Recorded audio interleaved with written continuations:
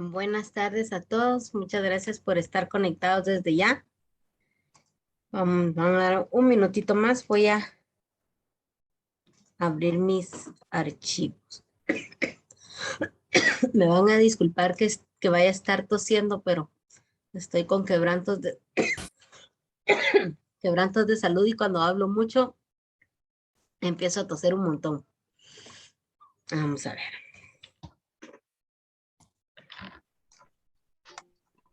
Lick, perdone, fíjese que yo voy aún para mi casa. ¿Será que puedo mantener la cámara para unos 10 minutos? Sí, no tenga pena. Ya habíamos quedado en la clase anterior que vamos a esperar un lapso de 20 minutos o 30 para que ustedes habiliten sus cámaras, los que estén todavía de camino para sus casas o los lugares donde vayan a continuar con sus cursos. Gracias, Lick. Vaya, no hay problema. Licenciada, buenas. Yo salgo a las de trabajo, pero sí estoy poniendo atención. Lo único que no puedo encender la cámara por el lugar donde me encuentro.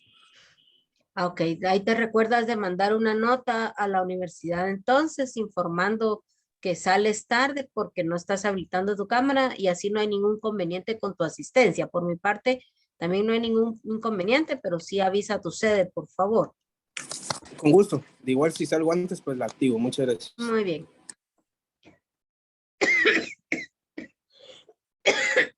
Ay, disculpen. Ay, me está matando esta tos terrible, les cuento. ¿Mande? Disculpe. Va. Disculpe. No hay problema. Bueno, vamos a dar inicio a la clase. El día de hoy vamos a ver el primer libro de contabilidad, porque si no mal recuerdo, vimos toda la teoría la semana pasada. ¿Me recuerdan, por favor, qué fue lo que vimos? Vamos a ver quién se recuerda que vimos en la clase anterior.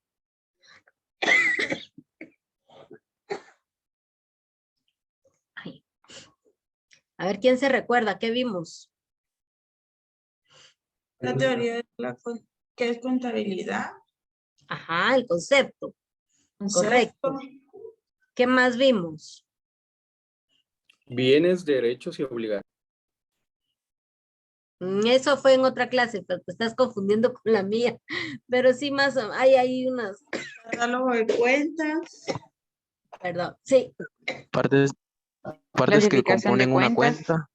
Muy bien, la terminología, correcto. También, si no mal recuerdo, vimos la ecuación patrimonial, ¿verdad? Que esa se componía con el primer estado financiero que nosotros vamos a ver al final de semestre, pero ya empezamos a ver las estructuras que tenemos y que habíamos visto que podía presentarse ya sea a través del modelo de PCGAs o a través del modelo de las NIF. Para recordarnos, durante este semestre vamos a estar utilizando la estructura de las NIF, porque es la que comúnmente están utilizando las empresas hoy por hoy, aunque no estén aplicando NIFs, esa estructura están utilizando. El de corrientes y no corrientes, ¿no? Y nos quedamos con el último tema que estábamos viendo, que eran los libros contables, ¿verdad? O eso ya no lo vimos. ¿Alguien que me pueda confirmar? Lo que usted dijo que íbamos a ver, primero iba a inventario y luego... Ok. Eso sí no lo enseñó. Ok, vimos la teoría. Aquí nos quedamos en esta partecita de acá, miren, en los libros y los registros. Y que aquí, bueno, creo que no se los había mostrado porque lo que vimos fue la proyección de PowerPoint, el intento de proyección de PowerPoint que tuve yo. Y es... Ay, no. Gracias. Los libros que tenemos acá, que tenemos unos símbolos acá que son asteriscos y numerales, que en su archivo de texto ustedes lo van a ver en la parte de abajo, que los que tienen asteriscos son los libros que deben de llevar los contribuyentes generales, perdón, no es normales, generales. Y los que deben de llevar los pequeños contribuyentes. ¿Por qué hago mención del pequeño contribuyente? Porque él tiene un régimen diferente a los demás. Va, está bien, Mari. Es diferente al otro régimen, al general, porque el pequeño contribuyente únicamente está obligado a llevar libros de compras y ventas, aunque superen los 25,000 quetzales de activos, según el Código de Comercio, ante la SAT. Ojo, ante la SAT, deben de llevar exclusivamente sus libros de compras y ventas. De preferencia que maneje sus libros contables, sí, porque ya maneja cantidades altas, ¿verdad? Muchas personas confunden que el pequeño contribuyente es solo aquella persona que es una persona individual y que factura poquito. No, definitivamente si una sociedad anónima se quiere registrar, valga la redundancia, bajo el régimen de pequeño contribuyente, lo puede hacer. ¿Por qué? Porque el pequeño contribuyente, las limitaciones que tiene exclusivamente es que no puede facturar más allá de 150,000 quetzales al año. Y si esta sociedad anónima no va a facturar más allá de ese valor, pues puede registrarse fácilmente en el régimen de pequeño contribuyente, aunque sea una sociedad anónima, aunque sea una responsabilidad limitada.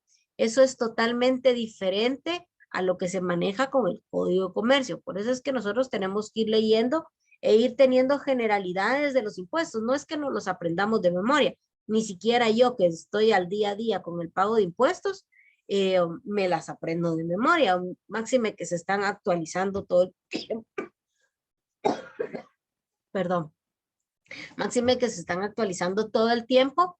Entonces, no es conveniente aprendérselo de memoria, pero por lo menos tener conocimiento de los artículos que nos competen a nosotros en nuestros negocios o a nivel personal, ¿va? Entonces, ustedes pueden ver aquí los libros principales y los libros auxiliares, que sí habíamos mencionado algunos, pero no todos. Pues aquí pueden verlos, ¿verdad? Tenemos cajas, bancos, cuenta corriente, que son los que comúnmente encuentran en una empresa. Por ejemplo, en las empresas que yo manejo, pues he tenido la bendición de la confianza de los contribuyentes. Yo tengo acceso a los bancos, yo genero los pagos, las transferencias y todo. Y a su vez manejo un libro auxiliar que se llama Movimiento de Bancos, que puede ser fácilmente solo que le conocemos, lo ubico yo como Movimiento de Bancos, en donde está todos los depósitos y todas las salidas, y voy controlando ahí específicamente. Incluso los detalles que vamos colocando en este archivo son mucho más extensos para que no se nos olvide de dónde viene la información o el depósito o todo, ¿verdad? No se preocupen nuevamente para aquellos que no tienen habilitadas sus cámaras. Quedamos que después de media hora o el tiempo que les dure para llegar a sus casas pueden habilitar sus cámaras, perdón. Y en la parte de aquí abajo pues van a ver la forma en que se manejan los libros, los códigos y artículos donde nos podemos auxiliar para aprender un poco más sobre los libros contables, ¿verdad? Y que habíamos quedado en que los libros llevaban un orden acá, porque de esa manera los vamos a aprender. El primer libro que se llena de una empresa es el inventario. El inventario puede surgir si es una empresa, una sociedad jurídica, normalmente se inicia con lo que está en la escritura social o en la escritura de constitución, que son las aportaciones de los socios. Cuando es una persona individual, normalmente son las aportaciones que el socio hace, como muchas veces solo es capital efectivo, u otras veces pues pone a su disposición algún mobiliario y equipo dependiendo del giro del negocio, ¿verdad? Entonces, ese es el primer libro que nosotros llenamos. Ya vemos aquí el archivo entonces que ustedes también tienen ya en sus casas, en donde nos habla del inventario, que este es el libro donde vamos a registrar valores y bienes que forman el patrimonio de un comerciante o de una empresa. Y puede constar tanto de activos, pasivos o capitales. Dependiendo de cómo se organiza el negocio, pues así vamos a encontrar. ¿Por qué podemos encontrar pasivos y capitales? Porque resulta que vamos a hablar de una sociedad anónima, que es la empresa comúnmente que abren aquí en Guatemala. En una sociedad anónima se juntan los socios, hacen su primera reunión, establecen qué va a aportar cada uno y lo plasman en la escritura de constitución. Y uno de estos socios puede decir, miren, yo ya tengo un negocio que se asemeja a lo que nosotros estamos formando y yo quiero aportar mi negocio como parte de mi patrimonio. Entonces, como ya el negocio está funcionando, el negocio cuenta con activos, clientes, máxime si tiene una cartera acreditada, mobiliario y equipo, pero también puede tener deudas en ese momento como a proveedores, acreedores y el capital con que él inició. Entonces, ese balance de esa empresa forma parte del nuevo negocio. Por eso es que pueden haber pasivos y capital. O puede ser que una persona individual que está metiéndose en este negocio diga, miren, yo les voy a proporcionar un pick-up para que sea el vehículo de reparto, pero yo todavía debo 4 letras. Entonces ya tengo un pasivo ahí también. Entonces así es donde se va formando esa aportación de esos socios. Para personas individuales, me van a disculpar, por favor no se les olvide tener sus micrófonos apagados, de verificarlo, porque estas clases quedan grabadas. Entonces no vaya a ser que se grabe cosas personales que no debamos nosotros saber, a mí qué vergüenza de saber, o bien que no nos permita escuchar bien la clase, ¿verdad? Entonces, por favor, cuidado con sus micrófonos. Este libro puede clasificarse como inicial, periódico o final, como lo dice aquí nuestro archivo. Podemos llamar como inventarios iniciales cuando se inicia el negocio desde el principito, cuando se está formando, lo que estábamos hablando. Los periódicos son los que normalmente vamos a ir realizando año con año. Y los finales son los que cuando el negocio, si fue conformado con cierto tiempo y hay que cerrarlo, pues ahí se presenta un inventario final.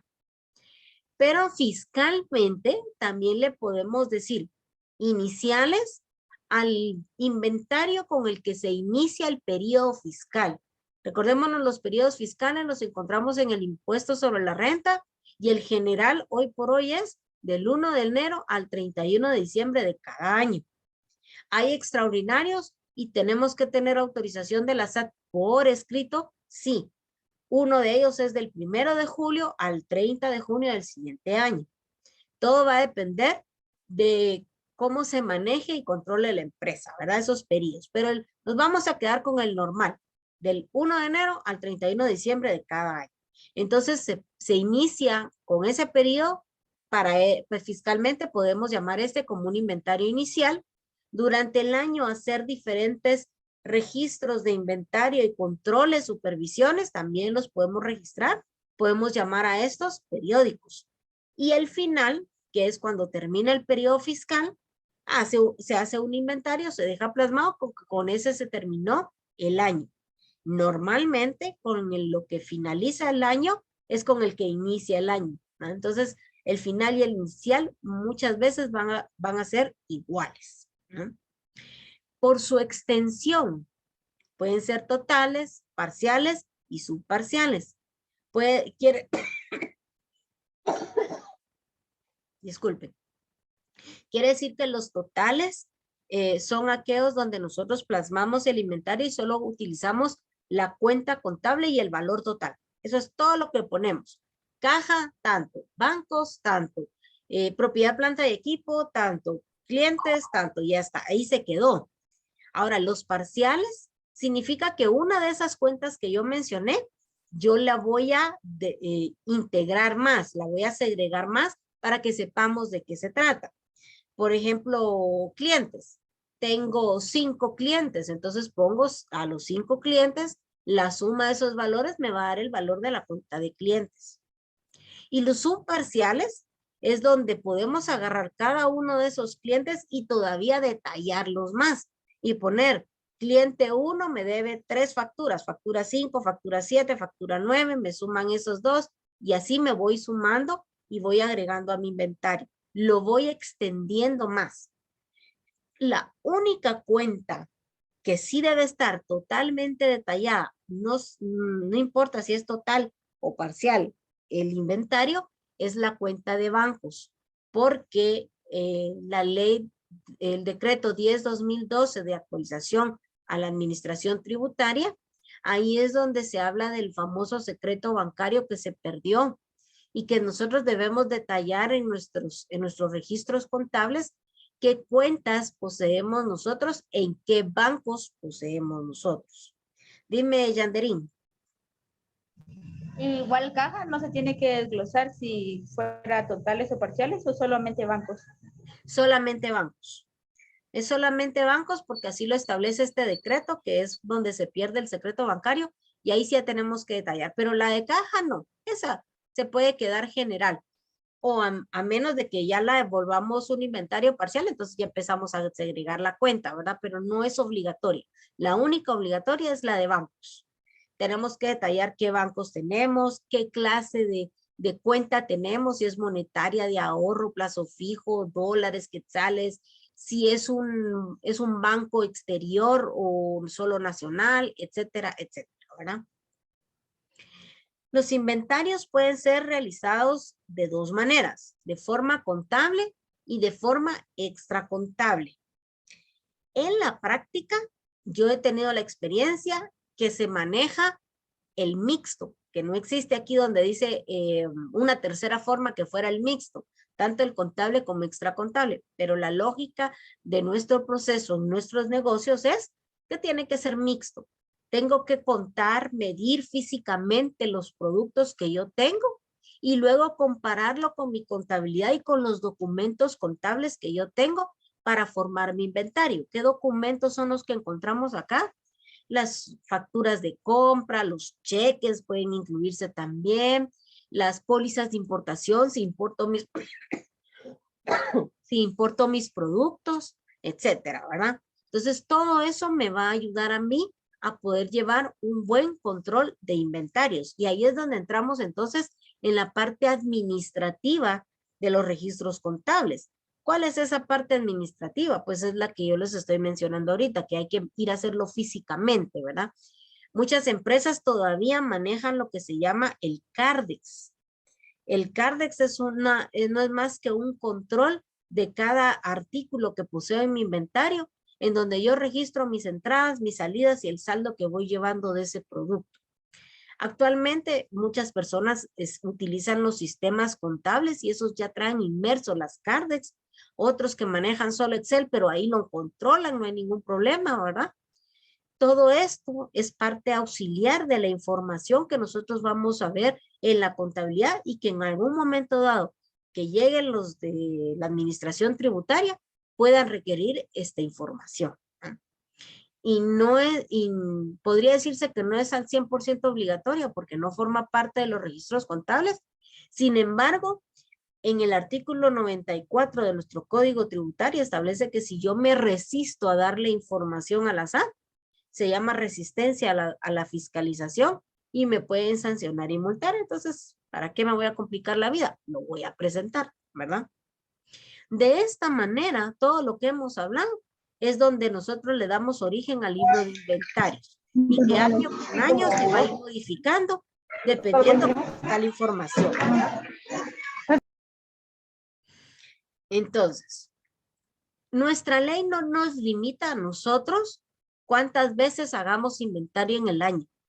Para la ley es una vez al año, 2 veces para presentarlo en el famoso sistema que se llama SAT Inventarios, que hay que presentarlo de forma semestral. Y ahí hay que tener el cuidado de presentar esa información, porque todo lo que yo presente a la SAT, tengo que tener un respaldo o una documentación que me soporte, porque todo aquello que no esté soportado con una documentación legal, puede ser que la SAT no lo tome en consideración y entonces me mande a decir no me pagó los impuestos que me tocan y aquí van sus multas, sus moras, sus sanciones, etcétera. Porque eso es lo que hace la SAT, fiscalizar, ¿no? Aquí en el archivo ustedes tienen modelos de inventario. Si no mal recuerdo, creo que había un compañero que me dijo que no se podían ver. Entonces yo los debía haber subido en la plataforma y ustedes ya tenerlos ahí para que puedan verlo. Pero de igual manera, yo se los voy a mostrar ahorita aquí en pantalla. Denme un segundito, modelos de inventario.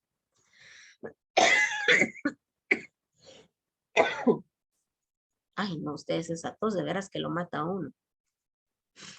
Ok, tengo aquí 3 ejemplos de cómo se presentan los inventarios. Aquí estamos en totales, parciales y subparciales. O sea, en un mismo archivo ustedes pueden ver estos 3. Este es un ejemplo de cómo se hace un inventario total con el esquema de NIFS, que es corrientes y no corrientes, ¿verdad? Y toda la formalidad que debe de presentar un libro de inventarios. Debe tener un título, debe contener las cuentas contables, debe estar registrados sus valores, ¿verdad? Y tienen que cuadrar tanto el activo con el pasivo y capital, porque aquí es donde estamos aplicando ya la ecuación patrimonial. Aquí ustedes pueden ver una certificación de cómo lo hacemos los contadores y quiénes son los que deben de firmar estos libros. Cuando se hace el primer inventario de las empresas, después de hacer de registrar este inventario que ustedes ven aquí de forma total, se hace un resumen en la parte de abajo y no se registra, no se hace toda esta partecita de acá.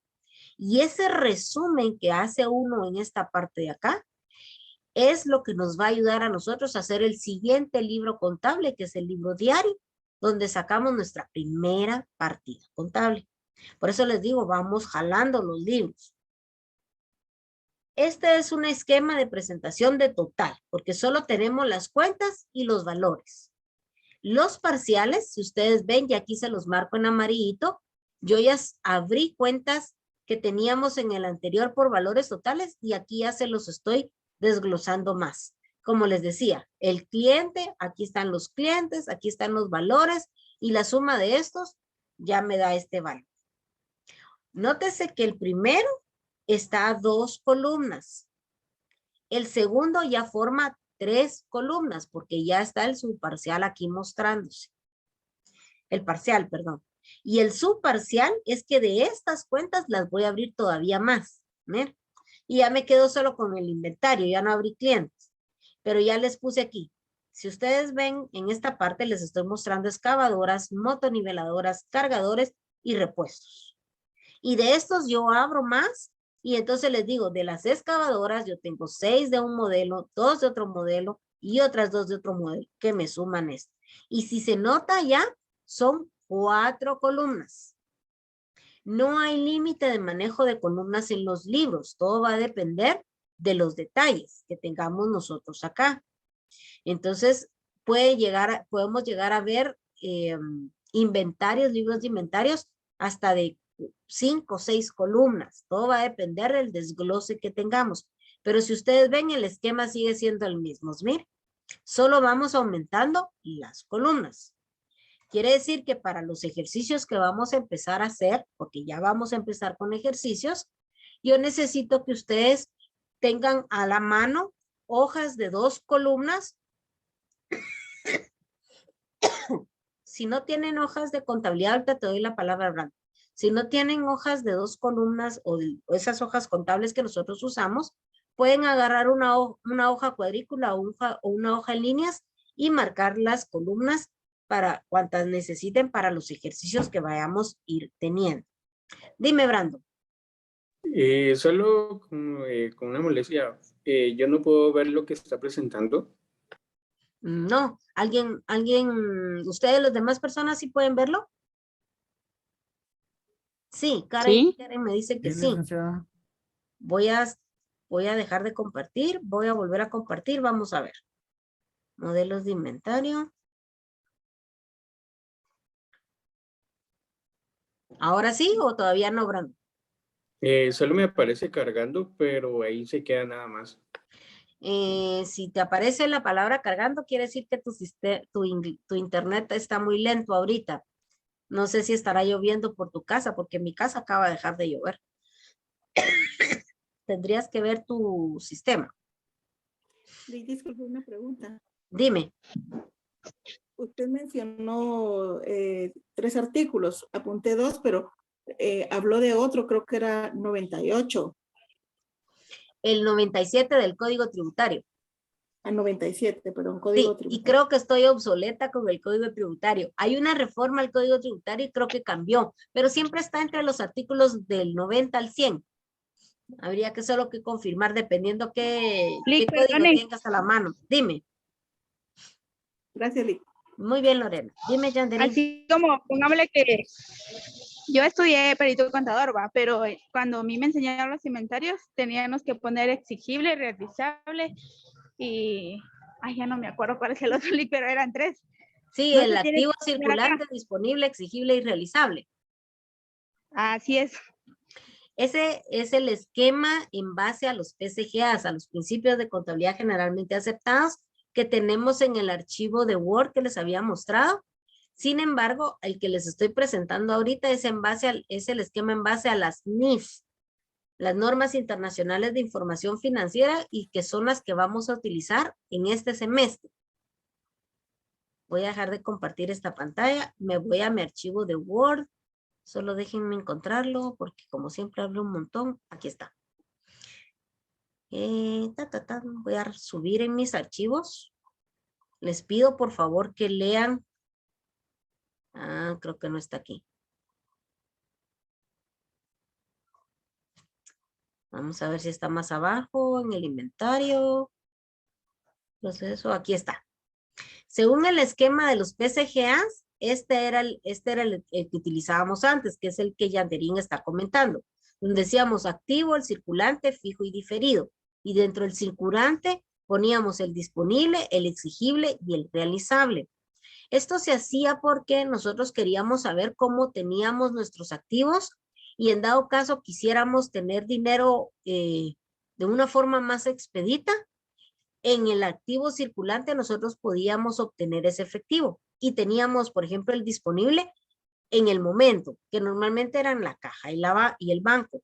El exigible, que normalmente eran las cuentas por cobrar y los clientes, y que hasta cierto momento nosotros podemos convertirlo en efectivo fácilmente, llevándolo a un banco y descontando esas facturas. Y el realizable, que son todos aquellos gastos anticipados, pagados por anticipado, que en algún momento podríamos venir y pedir que nos lo devuelva, que era algo ilógico, ¿verdad? Pero de esa manera lo utilizábamos. En el fijo poníamos todo lo que era la propiedad, planta y equipo. No, perdón, en el realizable ya me confundí. En el realizable era toda aquella cuenta por cobrar que no sea de clientes, que pudiéramos reclamar fácilmente y que pudiéramos recuperarlo de una forma expedita y que no nos extendiéramos a más de un año, perdón. Porque en el diferido es donde nosotros registrábamos todo lo que eran los gastos pagados por anticipado. Y en el fijo todo lo que era la propiedad, planta y equipo, mobiliario y equipo, vehículos, etcétera, que yo puedo recuperar el dinero, pero es un poco más lento el proceso de recuperación, ¿no? Eso era en base a los PCGAs. Esta es la estructura que ustedes están viendo acá. En base al NIC o NIFs, es la que estamos viendo aquí abajo, que es activo, corriente y no corriente, pasivo, corriente y no corriente, que es los modelos que yo les estoy mostrando en el otro archivo y que es el que vamos a utilizar durante este semestre. Eso, por favor, lean estos archivos y así vamos avanzando un poquito más también. Esos eran los modelos que tenemos y que yo les había mostrado. Por ejemplo, les voy a mostrar ahora un archivo. ¿Dónde está? ¿Dónde está mi archivo? No, permítanme, ¿dónde está el archivo? Voy a cerrar los modelos para que se abra el otro. Y este es el nuevo, ese es el esquema con base a NIFs. Corrientes y no corrientes. Corrientes y no corrientes del pasivo. Y en este yo tengo colocado cuentas que pueden colocarse en estas partes de cada una de ellas del esquema. Yo sé que nosotros ahorita todavía, para los que vamos a auditoría y administración, sé que todavía no han tenido clases de NIF, por lo tanto, yo les voy a trasladar este archivo en la plataforma. Si no lo llegan a ver durante la semana, me recuerdan, perdón, me recuerdan por favor para que se lo suba Y aquí ustedes pueden ver varias cuentas contables con las cuales se pueden auxiliar. E incluso ustedes pueden llegar a tener, normalmente eso se da en el pasivo, cuentas iguales, tanto en el corriente como en el no corriente. ¿Por qué? Cuando nosotros usamos los esquemas de NIFs para presentar estados financieros, tanto el inventario como el balance general, que es la misma estructura, nosotros vamos a presentar en la parte de corriente todo aquello que tenga movimiento, que se vaya a recuperar o que se vaya a pagar en el lapso de un año. Si se tarda más de un año la recuperación de esos créditos o nosotros nos vamos a tardar en pagar, forma parte del no corriente, que es a más de un año. Entonces puede ser que en el pasivo tengamos una cuenta que aparezca en los dos lados. ¿Qué cuenta puede parecer así? Por ejemplo, la de préstamos. Un préstamo normalmente se hace a más de un año. Por ejemplo, la empresa o la persona va a adquirir un vehículo para poder trasladarse y hacer sus negociaciones y todo. Comprar un carro, pagarlo en un año, no tiene cierta lógica para las personas que pedimos préstamos, ¿verdad? Solo aquellos que tienen la capacidad de pago lo van a poder hacer, ¿no? Pero normalmente se compra un vehículo, en un lapso de 5 años. Por lo tanto, ustedes pueden tener préstamo bancario corto plazo en el corriente y préstamo bancario largo plazo en el no corriente, ¿no? Ahí es donde empezamos a ver los famosos apellidos a las cuentas. ¿Por qué? Porque la cuenta es préstamo bancario. ¿Y cuál es el apellido? Corto plazo o largo plazo, ¿no? ¿Resuelvo tu duda, Yanderín? Sí, Lick, gracias. Muy bien. Voy a regresar a mi archivo de Word.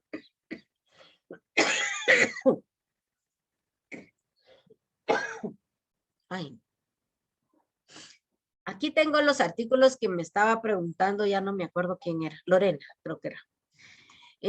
Aspectos legales. El artículo 37 del Código de Comercio es donde hablamos y vemos nosotros los datos del libro de inventario y balances que son similares, ¿verdad? Ahí donde vamos a encontrar información que nos puede apoyar con respecto al libro de inventarios. Y el artículo 48, ojo, yo estoy un poco desactualizada con los artículos porque yo me baso en la ley que manejaba, pero no, la verdad es que he cometido el error que no me he actualizado poniendo los artículos aquí en el archivo. Pero hay actualizaciones de artículos en donde puede ser que la nueva versión que ustedes tengan ya no esté en el artículo 48, pero debería de estar muy cerca de ese artículo que hable sobre los inventarios en el impuesto sobre la renta. ¿Qué es lo que nos dice ese artículo? Me voy a enfocar en la del ISR. Yo no trabajo específicamente en las empresas, dentro de mi experiencia es que yo todo lo trabajo con base a la ley del impuesto sobre la renta, de forma fiscal. Yo no controlo al 100% las NIF, por lo tanto yo voy a dar generalidades de las NIF, pero no voy a entrar a detalle porque no tengo la experiencia de esa manera. Entonces vamos a hablar un poquito del artículo 48, solo que lo vamos a hablar ahorita que regresemos porque ya tenemos menos de un minuto. Por lo tanto, voy a cerrar esta sesión, abrimos una nueva y continuamos, por favor. Los veo en menos de un minuto.